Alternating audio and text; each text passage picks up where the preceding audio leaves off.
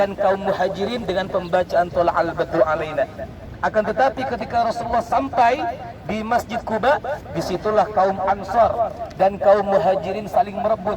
Kata kaum Ansar, ya Rasulullah, buat rumah di tempatku ya Rasulullah, di tanah Ansar.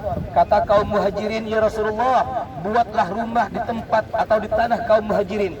Akan tetapi Bapak Ibu, Rasulullah setiap mengerjakan sesuatu harus bermunajat kepada Allah. Akhirnya apa?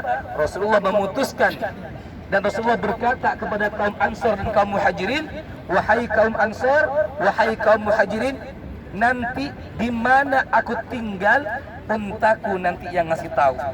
Akhirnya apa? Rasulullah memerintahkan kepada seekor untanya untuk berhenti di tempat.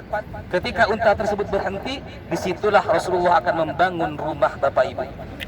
Akhirnya jalanlah unta tersebut Bapak Ibu.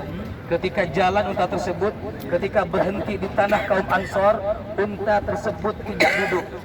Ketika unta tersebut berhenti di tanah kaum Muhajirin, unta tersebut tidak duduk. Akan tetapi ketika unta tersebut berhenti di salah satu tanah yang milik tanah tersebut milik seorang anak yatim yang bernama Sahal dan Suhail, unta tersebut langsung duduk di tempat itu Bapak Ibu, yang sekarang dijadikan makam oleh Rasulullah Sallallahu Alaihi Wasallam. Jadi makamnya Rasulullah yang ada kubah hijau, coba lihat, yang ada kubah hijaunya itu dahulu rumah baginda Rasulullah yang mana tanahnya milik seorang anak yatim yang bernama Sahal dan Suhail. Siapa namanya?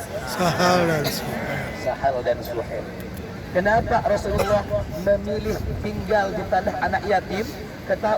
Kenapa tidak memilih tinggal di kaum Ansar ataupun di kaum Muhajirin?